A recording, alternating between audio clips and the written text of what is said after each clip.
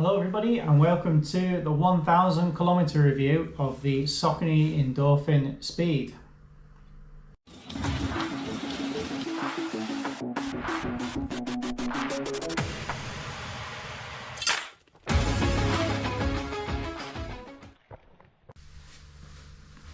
So I've obviously done a review on these. I tend to do my reviews at 500 kilometers and 1000 kilometers, and the Saucony Endorphin Speed already does have a 500 kilometer review on the channel. And actually, with this shoe, we've taken it further than 1000 kilometers, as I've just been doing the November calendar run.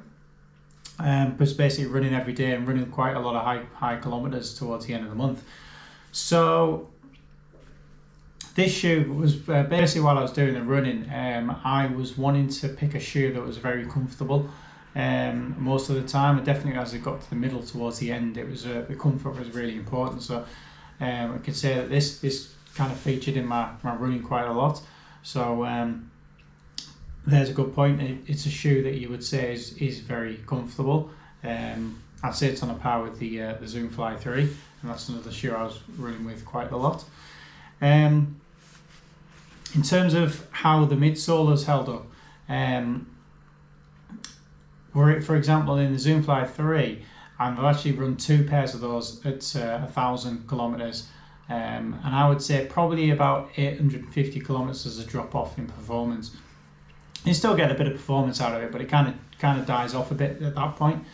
Although it's still, quite steady from day one through to the end. Whereas with this shoe, the performance has gradually dropped off from the start to the end, but very, very slow. So I would say there's very little performance drop off in this at the point where you got the 1000 kilometers. At the point that I keep going and running more than that, and where it has dropped off in performance is probably softened up in the midsole a little bit more, and it's got more comfortable. And obviously the lightness is still there, so it's a shoe that I'm quite happy with, and happy to be putting a lot of miles into it.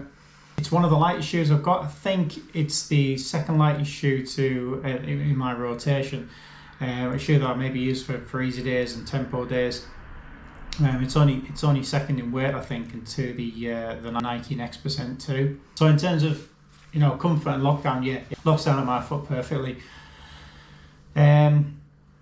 Size wise, typically I'll go for either a 7.5 or an 8. I got this one in a 7.5, so I'd say it really does fit true to size.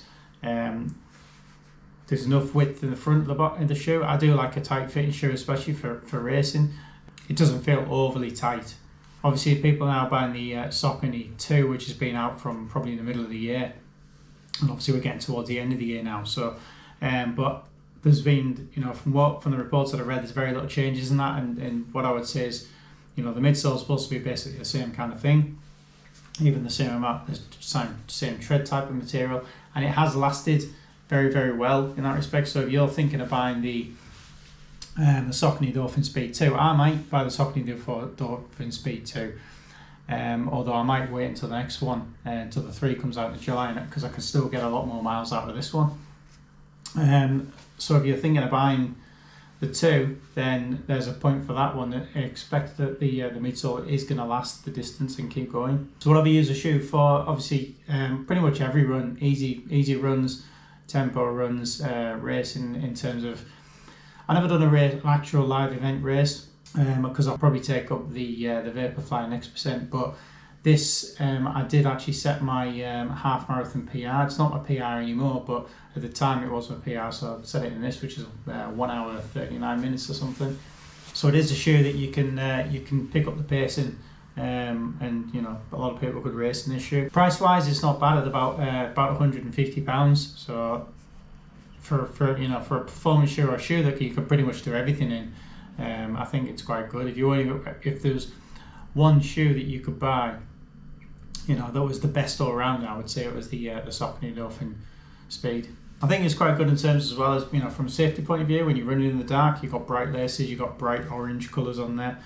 It is slightly reflective in certain areas, up there on the heel as well.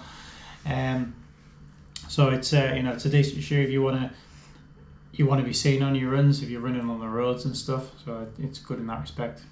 So I think going forward, what I'll be using this shoe for is basically all my runs again. There will be some days I'll do easy runs and I'll be using it in that. Obviously, if I've got any tempo sessions that I want to do, I'll be doing it in that, and threshold workouts as well. I just really like it, that it's a really lightweight shoe, and it seems to be, for me, it's getting more and more comfortable as time goes on with it. I don't think I would take this shoe to a marathon distance. With me being with slightly a pronator, I just don't think the long distance run comfort isn't there, although it's probably better than it was when I originally first had the shoe, and it felt a bit harder. It feels a bit more softer and forgiving now.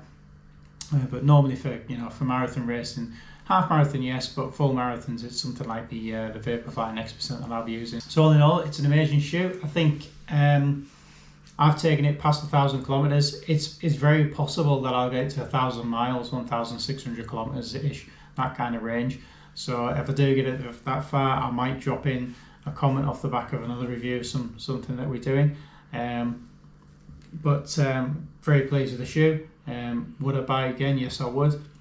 But obviously more likely going to buy the number 2 or the number 3 when the 3 drops.